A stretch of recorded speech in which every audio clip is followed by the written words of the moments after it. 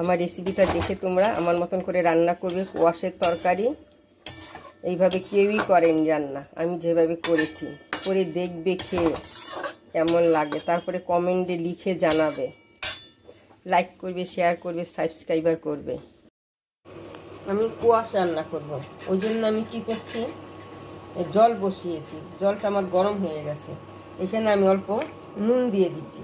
নুন দিয়ে কোয়াশগুলোকে আমি সিদ্ধ করে নেব হালকা, খুব বেশি একটা সিদ্ধ করব না।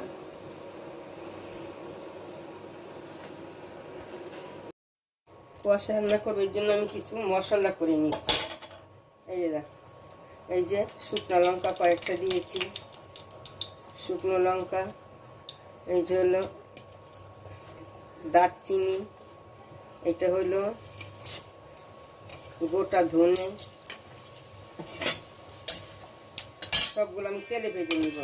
এটা হলো মৌরি, এটা হলো জিরে, সবগুলো আমি একটু তেলে ভেজে নিচ্ছি। আমি এর সঙ্গে কিছুটা এই যে বিউলির ডাল, ভাজা বিউলির ডাল, এইটা আমি এর সঙ্গে ভেজে নেব। একসঙ্গে ভেজে সবগুলো একসঙ্গে মশলাকে আমি মিক্সিতে পেস্ট করে নেব। আমার কোয়াশটা সিদ্ধ হয়েছে, মানে খুব বেশি একটা সিদ্ধ করিনি। এখন এটাকে আমি নামিয়ে দেব। আলু কোয়াশ একসঙ্গে নুন দিয়ে সিদ্ধ করে নিলাম। আমার এইটা ভাজা হয়ে গেছে, এটাও আমি এখন নামিয়ে নিচ্ছি। দেখুন আমি কী করে রান্না করি, দারুণ লাগে খেতে। কোয়াশ তো এমনি ভালো লাগে না, অনেকে খেতে চায় না, এইভাবে রান্না করে খাবেন, তখন দেখবেন। এখন আমি ফোড়ন দিচ্ছি জিরা, একটা তেজপাতা, আর দিয়ে দিচ্ছি এখানে টমেটো।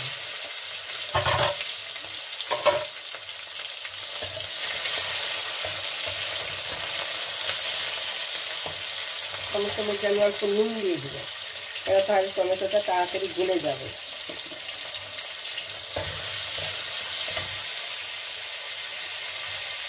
এখন আমি এখানে দিয়ে দিচ্ছি হলুদ গুঁড়ো পরিমাণ মতো, যে যেমন হলুদ খাবে সেই অনুযায়ী হলুদ দিবে, অল্প কাশ্মীরি লঙ্কার গুঁড়ো, আর আমি দেবো না, অল্পই দেবো।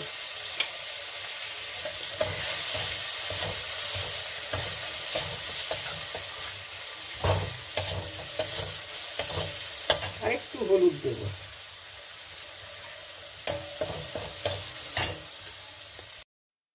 এখন এখানে আমি কোয়াশ দিয়ে দিচ্ছি।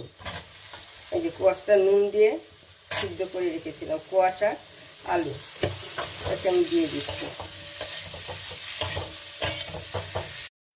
এখন এখানে আমি দিয়ে দিচ্ছি এই যে অল্প চিনি।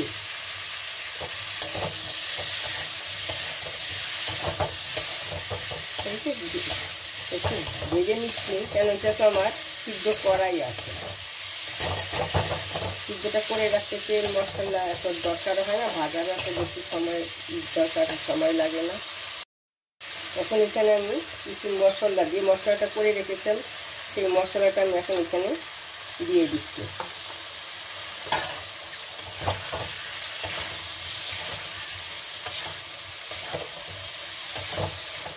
এইভাবে বানিয়ে খাবে কোয়াশ, দেখো যায় দারুণ লাগে খেতে। আমার কাছে তো খুবই ভালো লাগে, মনে হয় না তোমাদের কাছে খারাপ লাগবে, ভালোই লাগবে।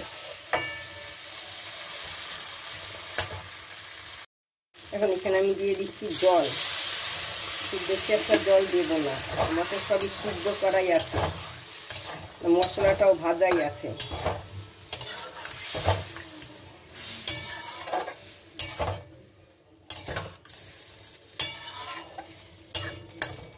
আর একটু দিয়ে আমি এখন এটাকে আমি ঢেকে দিচ্ছি।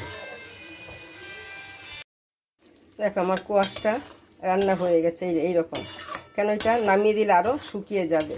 এই বিউলির ডালটা তেলের মধ্যে ভেজে দেওয়া, ওই যে বড়ি যেমন ভাজে এরকম, তো বিউলির ডালে বড়ি দিয়ে যেমন তরকারি কার হয় এরকম করেছি।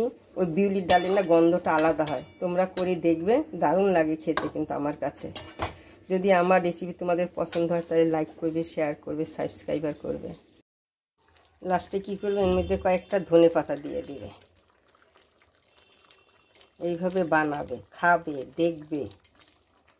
এমনি তো কোয়াশ অনেক উপকার আছে কোয়াশের, কি শুনেছি প্রেশার কমে আর কী কী কমে, অনেক গুণাগুণ আছে।